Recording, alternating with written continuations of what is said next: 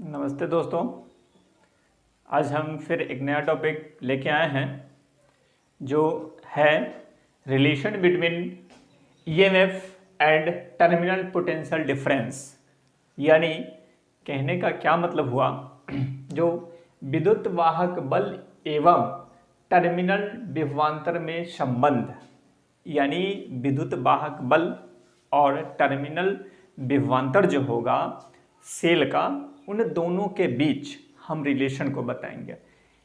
इससे पहले हम ये बता चुके हैं जो टर्मिनल पोटेंशियल डिफरेंस क्या होता है और विद्युत वाहक बल यानी इलेक्ट्रोमोटिव फोर्स जिसको ईएमएफ कहते हैं वो क्या होता है। आज के वीडियो में हम इन दोनों के बीच रिलेशन को बताएंगे। तो इन दोनों के बीच के रिलेशन को पहले हम इस डायग्राम से हम समझ लेते हैं। जो ये दोनों डायग्राम में थोड़ा सा का चेंजेस है, बस ये सर्किट जो है यहाँ पे जो स्विच लगा हुआ है वो ओपन है और ये सर्किट जो है यहाँ पे सर्किट को क्लोज कर दिया, यानी स्विच को क्लोज कर दिया गया है। अब इस सर्किट में आप देख रहे हैं जो ये एक सेल है, सेल का इंटरनल रेजिस्टेंस R है और एक्सटर्नल रेजिस्टेंस, इस सेल के एक पैरेलल में एक एक्सटर्नल रेजिस्टेंस R को लगा दिया गया है। अब और यहाँ पे जो लगाया गया है वो सेल के पोटेंशियल डिफरेंस और ईएमएफ को मेजर करने के लिए हम यही जानेंगे जो सेल का जो ईएमएफ जो होता है वो कब होगा और टर्मिनल पोटेंशियल डिफरेंस जो होता है वो कब होगा। तो इस सर्किट में हम देख रहे हैं जो जब सर्किट ओपन है यानी परिपथ पूरा नहीं है, तो इस कंडीशन में सेल से कोई धारा नहीं निकल रहा है। तो जब सेल से कोई धारा नहीं निकल रहा तो उस सिचुएशन में जो यहाँ पे जो वोल्ट मीटर लगा हुआ है वो सेल के दोनों टर्मिनल के बीच ईएमएफ को बताता है। जो भी वहाँ पे होंगे वो ईएमएफ को बताएगा। लेकिन जैसे ही हम इस सर्किट को क्लोज करते हैं तो धारा जो होते हैं वो निकलना शुरू हो जाते हैं। जब धारा निकलना शुरू हो जाते हैं तो यहाँ पे जो वोल्ट मीटर लगा हुआ है तब वो ईएमएफ को ना बता के वो पोटेंशियल डिफरेंस को बताएगा, सेल का पोटेंशियल डिफरेंस को बताएगा। तो अब यहाँ पे हम देख रहे हैं जो मान लेते हैं जो ये सर्किट को हमने क्लोज कर दिया तो इसमें जो करंट फ्लो होना शुरू हो गए वो सेल से जो धारा निकलना शुरू हो गए वो आई हो गए। तो आई जब हो जाएंगे तो आई इज इक्वल टू जो होगा E by R plus R। R हमारे पास जो एक्सटर्नल रेजिस्टेंस और ये R सेल का जो इंटरनल रेजिस्टेंस है वो है।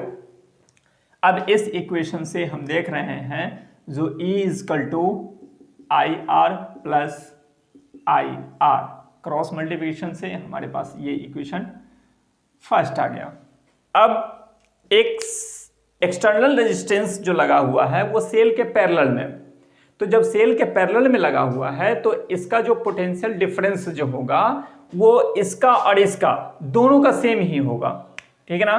तो धारा तो आई हो रहे हैं, धारा आई है तो इसका पोटेंशियल डिफरेंस जो होगा V इक्वल टू हो जाएगा IR हो जाएगा। अब IR जब हो गया तो इस इक्वेशन का यानी IR का वैल्यू हम इक्वेशन 1 में हम पुट कर दे रहे हैं। तो इक्वेशन 1 में जब हम पुट करेंगे तो हमारे पास क्या आ जाएगा, A equal to V plus IR। अब यहां से पोटेंशियल डिफरेंस को अगर हम फाइंड करते हैं तो this imply V equal to ये R, क्योंकि हमने इसका वैल्यू यहां से V डाल दिया क्योंकि V इक्वल टू IR हो रहा था। अब हम पोटेंशियल डिफरेंस को फाइंड करेंगे, देयरफॉर V इक्वल टू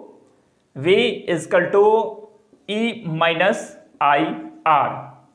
अब इस इक्वेशन हमें क्या बता रहा है, जो पोटेंशियल डिफरेंस जो होते हैं हमेशा इलेक्ट्रोमोटिव फोर्स से कम होते हैं।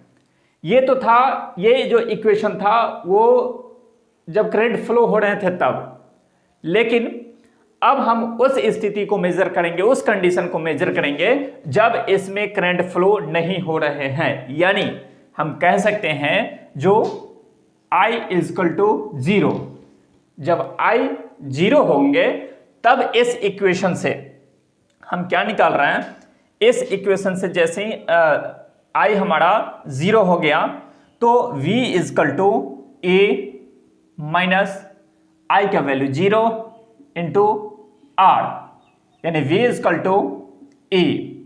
इस इक्वेशन से हमें यह पता चल रहा है जब सेल से कोई धारा जब नहीं प्रवाहित हो रहे हैं, नहीं निकल रहे हैं, तो उस सिचुएशन में इलेक्ट्रोमोटिव फोर्स जो होते हैं उस सेल का वो पोटेंशियल डिफरेंस के बराबर होते हैं। उस सेल का जो पोटेंशियल डिफरेंस होगा यानी टर्मिनल पोटेंशियल डिफरेंस जो होगा उसके बराबर में होते हैं।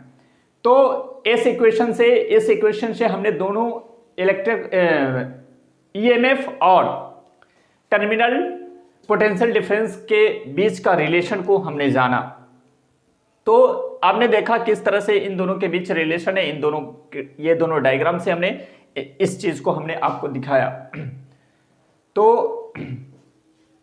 अगर ये वीडियो आपको अच्छा लगा तो सब्सक्राइब और लाइक जरूर कीजिएगा। धन्यवाद।